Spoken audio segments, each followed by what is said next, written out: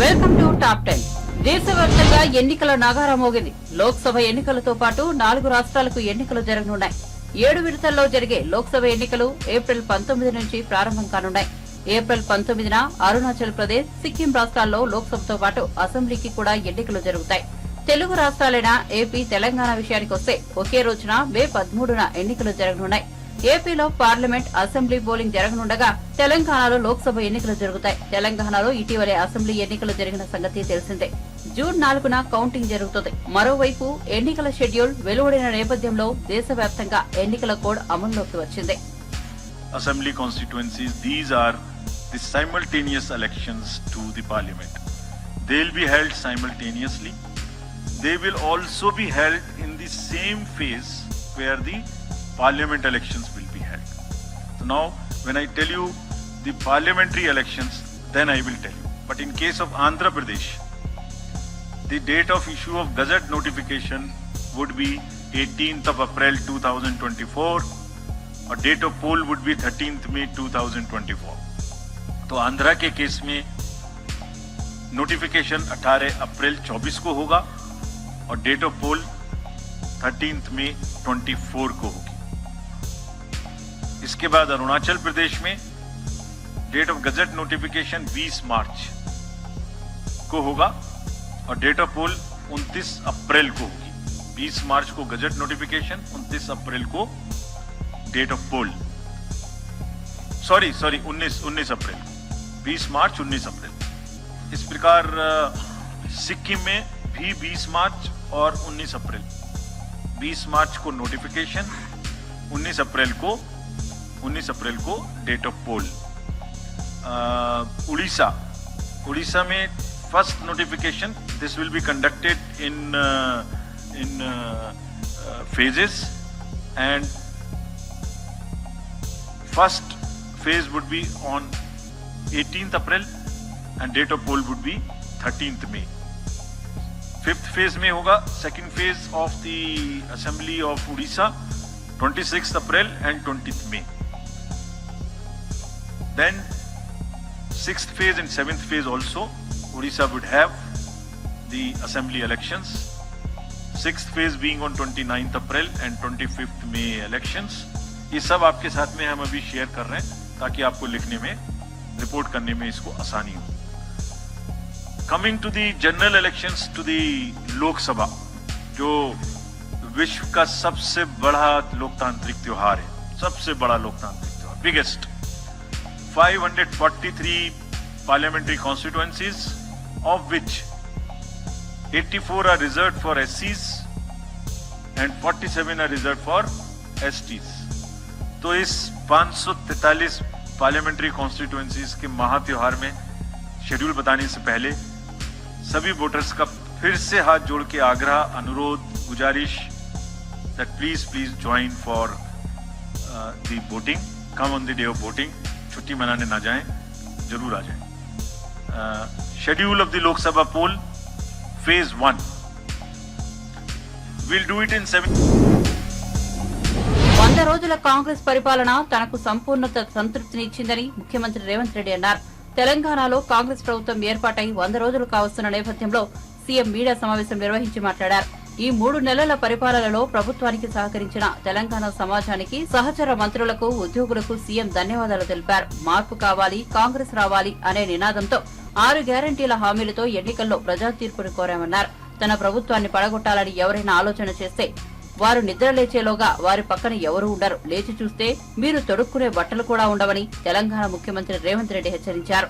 ప్రతిపక్షంలో ఉన్నప్పుడు ప్రజల దగ్గరికి వెళ్ళి మార్పు కావాలి, కాంగ్రెస్ రావాలి అని నినాదంతో ప్రజల దగ్గరికి వెళ్ళి మా 6 గ్యారంటీలను ప్రజలకు వివరించి తెలంగాణ రాష్ట్రం ఇచ్చిన పార్టీగా తెలంగాణ ప్రజల యొక్క సమస్యల్ని వింటూ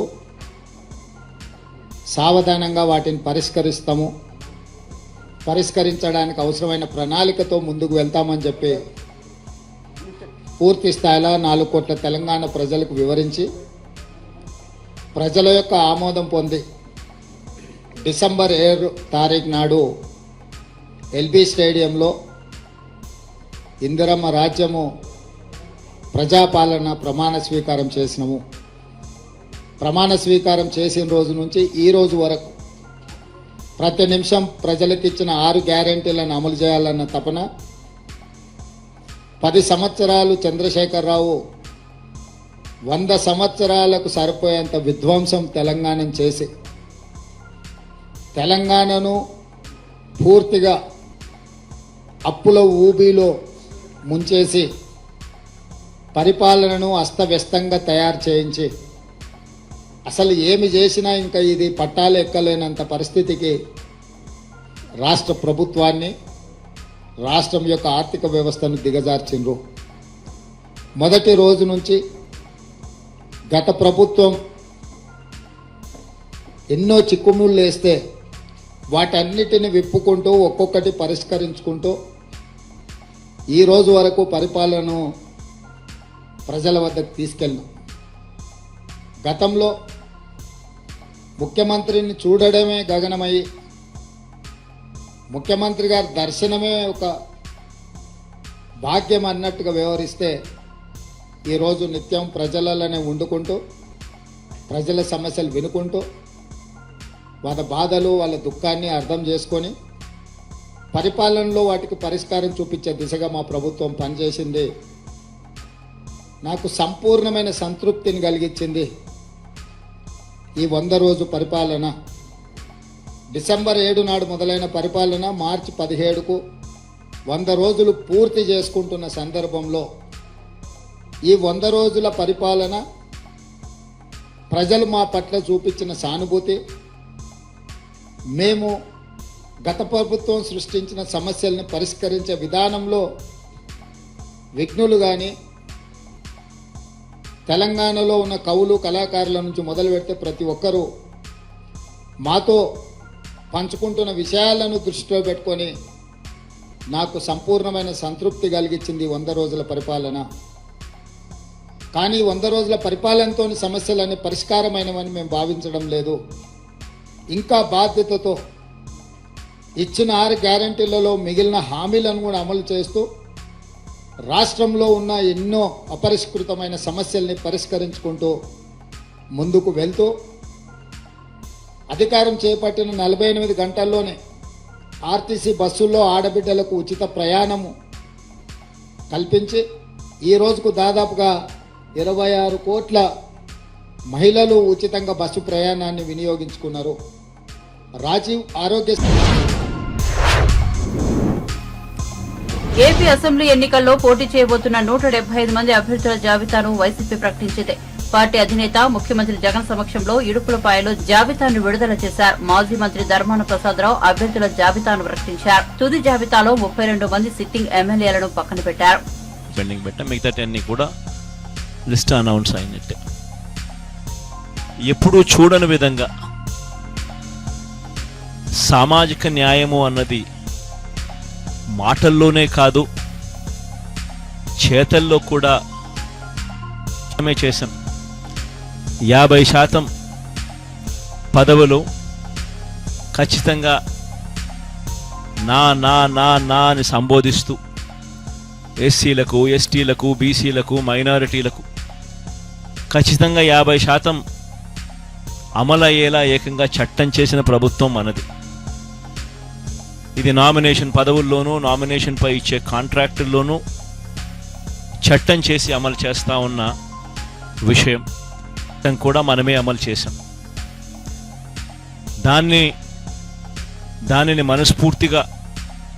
స్ఫూర్తిగా తీసుకుంటూ ఈరోజు 50% అంటే 175 అసెంబ్లీ స్థానాలు, 25 ఎంపీ స్థానాలు రెండు కలిపితే 200 స్థానాలు అయితే ఈ 200 స్థానాలకు గాను 100 స్థానాలు అంటే 50%, 50% ఎస్సీ, ఎస్టీ, బీసీ, మైనారిటీ నా నా నా అని పిలుచుకుంటూ 50% సీట్లు ఏకంగా వీరికే ఇవ్వగలగడం ఇది చరిత్రలో, ఆంధ్ర రాష్ట్ర హిస్టరీలో ఎప్పుడూ కూడా కని విని ఎరగని ఘట్టమని కూడా చెప్పడానికి చాలా సంతోషపడతా ఉన్నా. ఈరోజు ఒకసారి గమనించినట్లయితే ఏకంగా 59 స్థానాలు 200 స్థానాలకు గాను బీసీలకే కేటాయింపులు చేశాం. 175 అసెంబ్లీ స్థానాలకు 48 అసెంబ్లీ స్థానాలు, 25 ఎంపీ స్థానాలకు గాను బ్యాలెన్సు 11 స్థానాలు బీసీలకే కేటాయింపులు జరిగింది. ఆడవాళ్లకు కూడా ఇంతకు ముందు కన్నా బెటర్గా చేశాం, కానీ ఇది కూడా నాకు ఇంకా సంతృప్తిని కలిగించడం లేదు. బహుశా నెక్స్ట్ ఎలక్షన్లకు వచ్చేసరికి దీనిని ఇంకా వేగంగా కూడా అడుగులు వేయించే కార్యక్రమం చేస్తాం. 200 స్థానాలకు 24 స్థానాలంటే 12%. నేను మీ పక్కనే ఉన్న తెలంగాణ ముఖ్యమంత్రిని. ఏపీ కోసం కొట్లాడే షర్మిలకు అండగా నిలబడతాను. మీకు అండగా నిలబడతాను. మీకు ఏ కష్టం వచ్చినా నేను అండగా ఉంటాను. షర్మిలను ఏపీ ముఖ్యమంత్రి సీట్లో కూర్చోబెట్టే వరకు ఆమెకు తోడుగా ఉంటారు. మీరు సిద్ధమా అని తెలంగాణ ముఖ్యమంత్రి రేవంత్ రెడ్డి కాంగ్రెస్ పార్టీ కార్యకర్తలను ఉద్దేశించి అన్నారు. శనివారం సాయంత్రం విశాఖ స్టీల్ ప్లాంట్ మైదానంలో జరిగిన విశాఖ ఉక్కు ఆంధ్రుల హక్కు సభలో ఆయన ముఖ్య అతిథిగా పాల్గొన్నారు. ఈ హక్కుల కోసం షర్మిలమ్మ ప్రశ్నిస్తుంది, మీ నిధులు మీకు తీసుకొస్తుంది, మీ సంక్షేమం మీ ఇంటికి నడుచుకుంటూ వస్తుంది. చట్ట సభలల్లా మీరు అవకాశం ఇవ్వండి. 25 ఎమ్మెల్యేలు 5 ఎంపీలు షర్మిలమ్మకు ఇవ్వండి. ఎట్లా మీ సమస్యలు పరిష్కారం కావో, ఎట్లా మీ రాజధాని నిర్మాణం కాదో, ఎట్లా పోలవరం పూర్తి కాదో, ఎట్లా ఎవడన్నా వచ్చే విశాఖ ఉక్కును ఎట్లా కొల్లగొడతారో షర్మిలమ్మ చూసుకుంటుంది, కంచేసి కాపాడుకుంటుంది అని చెప్పి నేను సంపూర్ణంగా విశ్వసిస్తున్నా. ఇవాళ నిజమైన వైఎస్ఆర్ అభిమానులకు, కాంగ్రెస్ పార్టీ కార్యకర్తలకు, ఆంధ్రప్రదేశ్లో అనాథగా ఆలోచన చేస్తున్న ఇక్కడి యువకులకు ఈరోజు నిర్ణయం తీసుకోవాలి. మీరు అనుకోవచ్చు 2 వైపులా ఉద్దండులాగా ఉన్నారు, మనతోని ఏడైతుందని. నేను ఒక్క మాట గుర్తు చేయదలుచుకున్నా. తెలంగాణలో కూడా గట్లే ఉండే, ఓ పక్కన మోడీ, ఇంకో పక్కన కేడీ. ఉప ఎన్నికలలో 3200 ఓట్లు వచ్చినాయి మాకు. ఆ ఎల్లు అన్నారు కాంగ్రెస్ పని అయిపోయింది, తట్టాబుట్ట జరుపుకున్నారు, యాడుంటుంది కాంగ్రెస్ ఖాళీ అయిపోయిందని. కానీ అధైర్యపడలే, నిలబడి కొట్లాడినాం. ఢిల్లీ మోడీ మీద, గల్లీలో ఉన్న కేడీ మీద నిటారుగా నిలబడి కొట్లాడి మోడీని ఓడించినాం, కేడీని పడగొట్టినాం.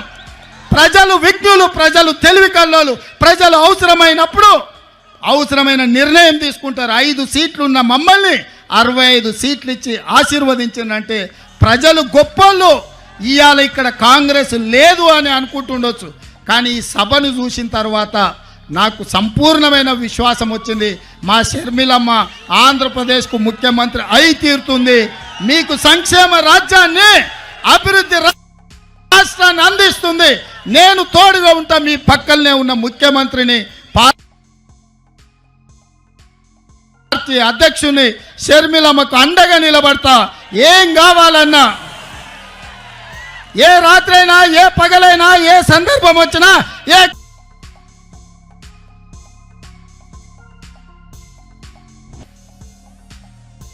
కష్టం వచ్చినా నేను అండగా నిలబడతా.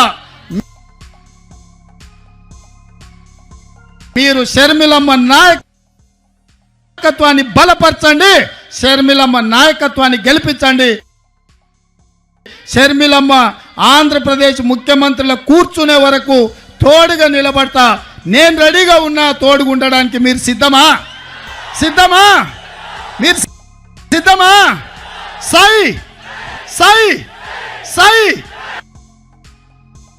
సై సై సై అనేటోళ్ళ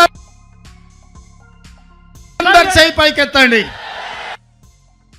జై కాంగ్రెస్, జై జై కాంగ్రెస్. ధన్యవాదాలు మిత్రులారా. మీరు గుండెల్లో పెట్టి చూసుకున్నందుకు, ఇంత పెద్ద ఎత్తున తరలొచ్చి నాకు ఆలస్యమైన విమానాశ్రయం నుంచి సరాసరి మీ దగ్గరకు వచ్చిన, ఇంత ఓపికగా నిలబడి షర్మిలమ్మకు అండగా ఉండి, కేవీపీ రామచంద్రరావు గారు, రగన్న వాళ్ళ అనుభవాన్ని అంతా రంగరించి, పల్లం రాజు గారు, షర్మిలమ్మను బలపరుస్తూ చేయి పట్టుకొని నడిపిస్తారన్న సంపూర్ణమైన విశ్వాసం మా మిత్రుడు రుద్రరాజు. జనసేన అధినేత పవన్ కళ్యాణ్ పిఠాపురంలో పోటీ చేస్తున్న విషయం తెలిసిందే. అయితే పొత్తులో భాగంగా ఈ సీటు ఆయనకు ఇవ్వడంతో టీడీపీ మాజీ ఎమ్మెల్యే ఎస్వీఎస్ఎన్ వర్మ వర్గీయులు తీవ్ర అసంతృప్తి వ్యక్తం చేశారు. దీంతో చంద్రబాబు కీలక హామీ ఇచ్చారు. పవన్ కళ్యాణ్ కోసం సీట్ త్యాగం చేసిన వర్మకు ఎమ్మెల్సీ ఇస్తామని మాట ఇచ్చారు. పవన్ కళ్యాణ్ తొలుత భీమవరంలో పోటీ చేస్తారని అనుకున్నామని, కానీ ఆయన పిఠాపురం నుంచి బరిలోకి దిగుతామని చెప్పడంతో ఆ సీటు కేటాయించామని తెలిపారు. వచ్చే ఎన్నికల్లో పవన్ కళ్యాణ్ కు టీడీపీ నేతలు కార్యకర్తలు సహకరించాలని చంద్రబాబు కోరారు. ఈసారి ఖచ్చితంగా అధికారంలోకి వస్తామని, వర్మకు ఎమ్మెల్సీ ఇస్తామని చంద్రబాబు హామీ ఇచ్చారు. దీంతో పిఠాపురం పంచాయతీ క్లియర్ అయిందని టీడీపీ జనసేన శ్రేణులు హర్షం వ్యక్తం చేస్తున్నారు. అయినా కూడా ఎక్కడా వెలుదిరగలా ఆర్థికంగా ఇబ్బందులు వచ్చాయి. అయినా కూడా ఎక్కడ ఎదుర్కొండా ముందుకు పోయే పరిస్థితికి వచ్చారు.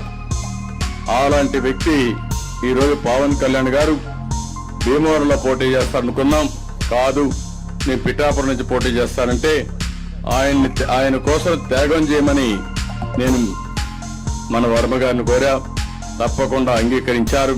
నేను ఒకటే మిమ్మల్ని కోరుతున్నా, ఏదైతే ఈరోజు పవన్ కళ్యాణ్ గారు ఈరోజే కాదు 2014లో ఈ రాష్ట్రం బాగుండాలి, ఈ రాష్ట్రం బాగుండడం కోసం నేను పోటీ చేయని ఈసారి నేను కూడా పూర్తిగా ఎన్డీఏకి సహకరిస్తానని చెప్పి సహకరించిన వ్యక్తి పవన్ కళ్యాణ్ గారు. అదే మాదిరిగా ఈ ప్రభుత్వం పైన వ్యతిరేకత ఉంది. ఈ రాష్ట్రం బాగుపడాలంటే ఈ ప్రభుత్వ వ్యతిరేక ఓటు చేరకూడదని చెప్పి దానికోసం పనిచేసిన వ్యక్తి పవన్ కళ్యాణ్ గారు. అలాంటి వ్యక్తి అక్కడ పోటీ చేసినప్పుడు ఒక పొత్తు ధర్మంలో వర్మ గారికి ఇబ్బంది ఉంటుంది, కార్యకర్తలకు ఇబ్బంది ఉంటుంది. కానీ ఆ పొత్తును మనం నెరవేర్చవలసిన బాధ్యత కూడా ఉంటుంది. నేను అందుకే వారికి ఒక మాట చెప్పాను, మీరు ఎమ్మెల్యేగా రాలేరు కానీ ఆ నియోజకవర్గం తరపున ఎమ్మెల్సీగా మొదటి ఇచ్చే ఎమ్మెల్సీలో మీరు ఉంటారు.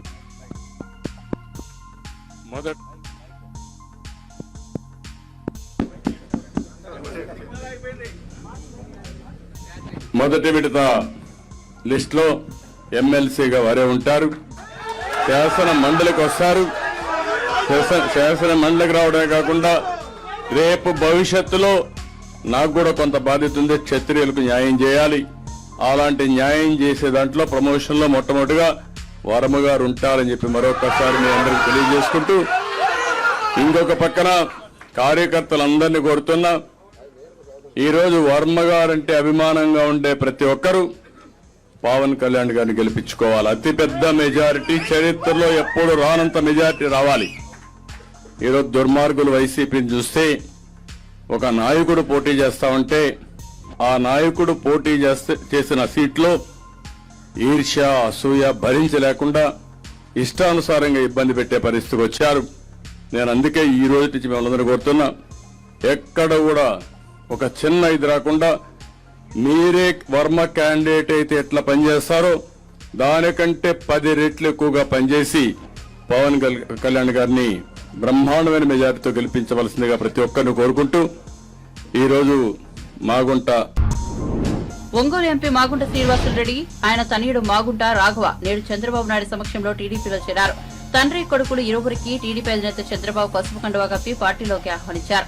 అదే సమయంలో అద్దంకి మాజీ ఎమ్మెల్యే బాచిన చెంచు గరటయ్య, ఆయన తనయుడు బాచిన కృష్ణ చైతన్య, కావలి మాజీ ఎమ్మెల్యే వంటేరు వేణుగోపాల్ రెడ్డి, వారి అనుచరులు పెద్ద సంఖ్యలో టీడీపీలో చేరారు. వారందరికీ చంద్రబాబు మనస్ఫూర్తిగా స్వాగతం పలికారు. ఈ సందర్భంగా చంద్రబాబు మాట్లాడుతూ, నేడు ఒక శుభదినమని, ఎన్నికల కోడ్ వచ్చిందని వెల్లడించారు. రాష్ట్రంలో ఇక ఎవరూ భయపడే పరిస్థితి లేదని అన్నారు.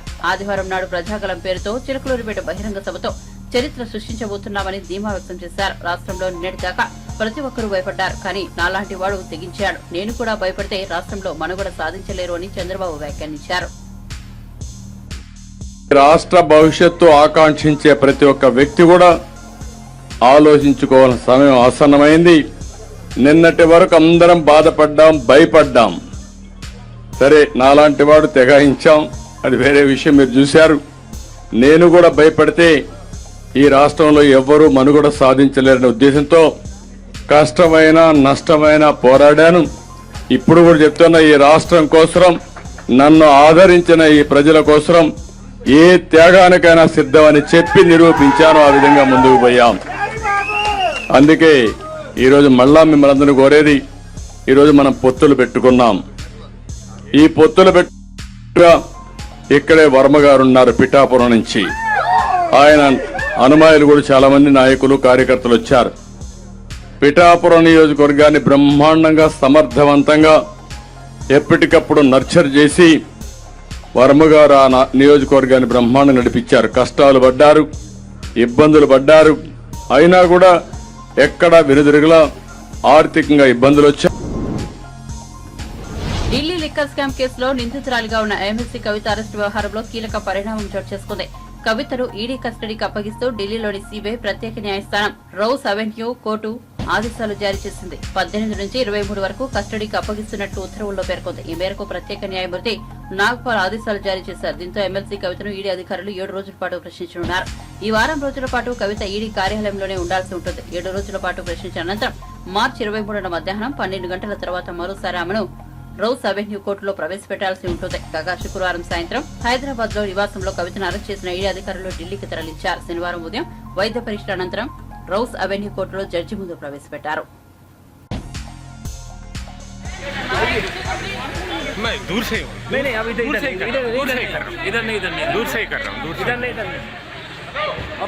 इधर जाने नहीं मेरा क्यों खामोशी करते हो भाई, बंद करो.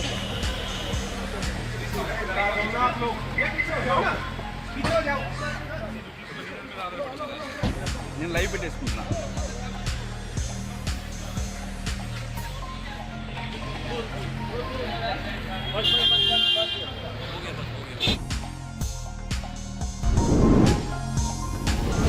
తెలంగాణ రాజకీయాల్లో మరో కీలక సన్నివేశం చోటు చేసుకుంది. బీఎస్పీకి ఆ పార్టీ రాష్ట్ర అధ్యక్షుడు ఆర్ఎస్ ప్రవీణ్ కుమార్ రాజీనామా చేశారు. బీఆర్ఎస్ లో ఆయన చేరబోతున్నారు. కేసీఆర్ తో ప్రవీణ్ భేటీ అయ్యారు.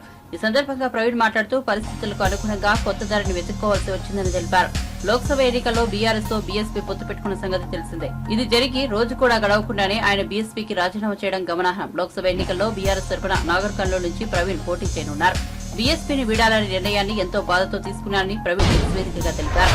తెలంగాణలో తన నాయకత్వంలో తీసుకున్న నిర్ణయాల కారణంగా ఎంతో గొప్పదైన బీఎస్పీ ఇబ్బంది పడకూడదనేది తన భావనని చెప్పారు. పొత్తులో భాగంగా ఎన్ని ఒడిదుడుకులు వచ్చినా ముందుకు సాగాల్సిందేనని, కష్టసుఖాలను పంచుకోవాల్సిందేనని చెప్పారు. తాను నమ్మిన నిజమైన ధర్మం ఇదేనని అన్నారు. నిన్న బీఎస్పీ బీఆర్ఎస్ పొత్తు వార్త బయటకు వచ్చిన వెంటనే ఈ చారిత్రాత్మక పొత్తును భగ్నం చేయాలని బీజేపీ విషమ ప్రయత్నాలు చేస్తోందని విమర్శించారు. కవిత అరెస్టు కూడా ఇందులో భాగమేనని చెప్పారు. బీజేపీ కుట్రలకు భయపడి తాను నమ్ముకున్న విలువలకు తిలోదకాలను ఇవ్వలేదని, తన ఈ ప్రస్థానాన్ని ఎవరూ ఆపలేరని అన్నారు. చాలా బాధతోని, నిజంగా కన్నీళ్లతోని ఈ ప్రెస్ ముందు మాట్లాడాల్సి వస్తున్నది. మరి తెలంగాణలో మరి బెహన్జీ కుమారి మాయావతి గారి ఆశీర్వాదంతో ఆగస్టు 8, 2021 నాడు నేను నల్గొండలో లక్షలాది మంది ప్రజల సమక్షంలో బహుజన్ సమాజ్ పార్టీలో జాయిన్ అయ్యి ఆ పార్టీ సభ్యత్వాన్ని నేను తీసుకున్నాను. పార్లమెంట్ ఎన్నికల్లో సందర్భంగా మరి పార్టీ ఆదేశాల మేరకు మరి తెలంగాణ మాజీ ముఖ్యమంత్రి మరి బీఆర్ఎస్ అధినేత కేసీఆర్ గారితో మరి చర్చలు కూడా జరపడం జరిగింది. పలు దఫాలుగా చర్చలు జరిపిన తర్వాత మా కేంద్ర ఆఫీసుకు కూడా ఈ విషయాలన్నీ కూడా ఇక్కడ జరుగుతున్న పరిణామాలన్నీ కూడా వాళ్ళందరికీ వివరించడం జరిగింది. మరి తెలంగాణ వాదం, బహుజన వాదం రెండు ఒకటే. మరి తెలంగాణ ప్రయోజనాల కోసం, మరి రాజ్యాంగాన్ని రక్షించుకోవడం కోసం కేంద్రంలో మరి బీజేపీ రాజ్యాంగాన్ని రద్దు చేస్తూ అంటా ఉన్నది. 400 సీట్లు ఇవ్వండి, రాజ్యాంగాన్ని రద్దు చేస్తూ అంటా ఉన్నది. రాజ్యాంగం పోతే ఇక్కడ తెలంగాణలో మాత్రమే కాదు దేశంలో కూడా బహుజనులకు అన్యాయం జరుగుతుందన్న మరి ఆందోళనతోని మరి ఈరోజు భారత రాష్ట్ర సమితితోనే మేము మరి పొత్తు పెట్టుకున్నాం. వారు మాకు 2 సీట్లు కేటాయించడం జరిగింది. నిన్న మరి మేము నాగర్ కర్నూలు నియోజకవర్గం నుండి హైదరాబాద్ నియోజకవర్గం నుంచి పోటీ చేస్తామని కూడా ప్రజలకు ప్రకటించడం జరిగింది. దాని తర్వాత విస్తృత కార్యకర్తల సమావేశం కూడా పెట్టడం జరిగింది. విధి విధానాల గురించి నిర్ణయించడం జరిగింది. కానీ అది తెలుసుకున్న, మరి అది నచ్చని భారతీయ జనతా పార్టీ, నరేంద్ర మోడీ ఇవాళ నాగర్ కర్నూలుకి వచ్చిండు, నిన్న హైదరాబాద్లో ఉన్నాడు.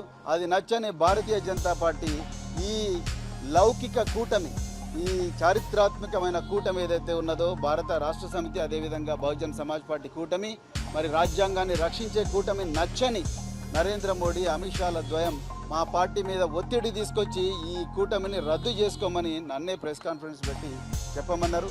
నాకు అది ఇష్టం లేదు. ఎందుకంటే మరి బహుజన్ సమాజ్ పార్టీ మానశ్రీ కాన్షీరామ్ గారి నుంచి బైంజీ కుమారి మాయావతి గారి నుంచి నేటి దాకా మరి నా దాకా మేమందరం కూడా ఈ బహుజనవాదం డాక్టర్ బిఆర్ అంబేద్కర్, మహాత్మా జ్యోతిరావు ఫులే, సంత నారాయణ గురు మరెందరో మహనీయుల ఆలోచనల వల్ల ప్రభావితమైన మేము ఒక్కసారి మాట ఇస్తే తప్పేది ఉండదు. పొత్తు ధర్మం, కష్టాలైనా నష్టాలైనా అందరూ కలిసిపోవాలి, ఒకరికొకరు సహాయం చేసుకోవాలి. సో అదే విధంగా ఇద్దరు నడవాలి, ఎన్ని ఒడిదుడుకులు వచ్చినా కూడా నడవాలన్నదే పొత్తు ధర్మం. ఆ విధంగానే ఒప్పందం కుదిరింది.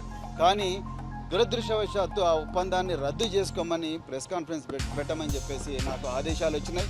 కానీ ఆ ఆదేశాలు నేను అమలు చేయదలుచుకోలేదు. ఎందుకంటే పొత్తు ధర్మంలో భాగంగా నేను కూడా మరి 26 సంవత్సరాల పోలీసు సర్వీసు, దేశం కోసం ప్రాణ త్యాగానికి కూడా సిద్ధమయ్యి నేను పనిచేసిన. ఒకసారి మరి ఒక పార్టీ రాష్ట్ర అధ్యక్షుడిగా మాట ఇచ్చిన తర్వాత ఈ బీజేపీ చేసే కుట్రలకు బీజేపీ రాజ్యాంగాన్ని రద్దు చేయాలన్న కుటిల పన్నాగాలకు తలొగ్గి నేను చేస్తే ఈ దేశంలో బహుజన ప్రజలకు నేను అన్యాయం చేసిన వాడిని అవుతా.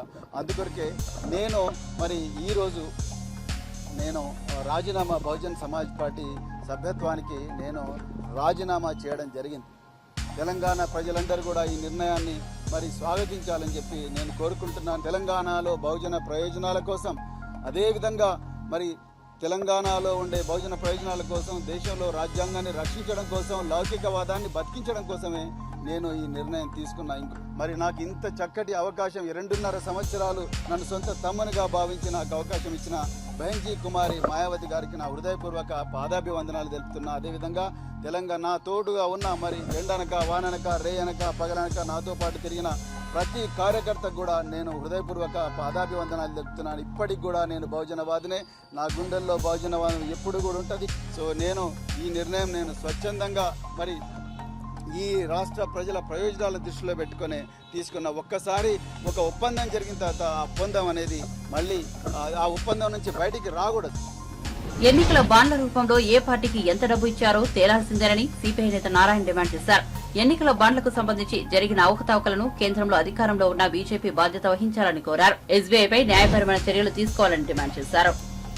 ఎలక్ట్రల్ బాండ్స్ పైన సుప్రీంకోర్టు తీవ్రంగా స్పందించింది.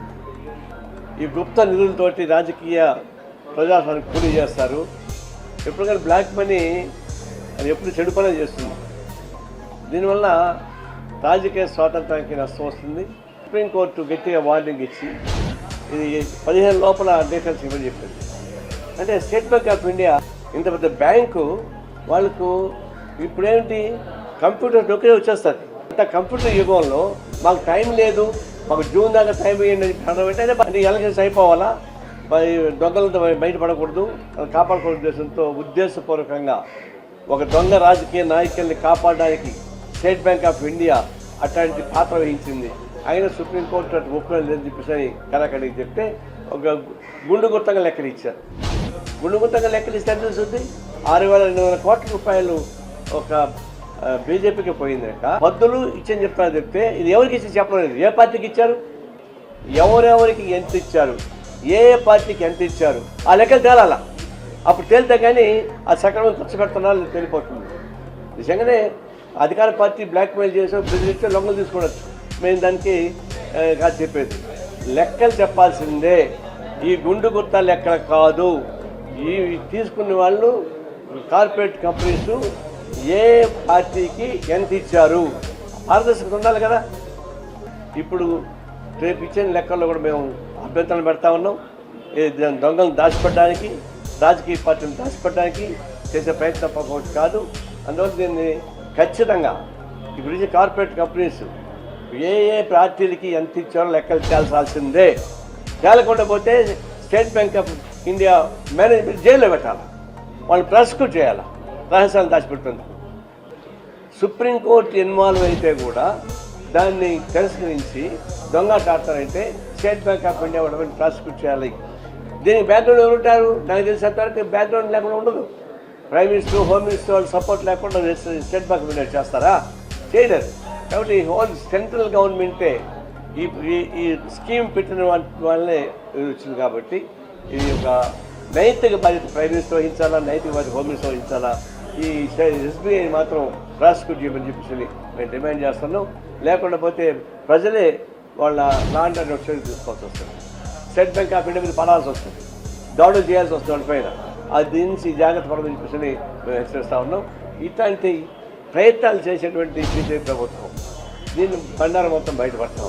అప్పుడు ప్రజానికానికి అర్థమైపోతుంది ఏ రాజకీయ పార్టీ ఏ విధంగా దొంగతనం చేస్తూ ఉందో, ఏ విధంగా డబ్బులు వసూలు చేస్తూ ఉందో. పిట్ ప్రో ఏ కార్పొరేట్ కానీ వాళ్ళ లాభం లేకుండా ఎవరు. Welcome to top 10.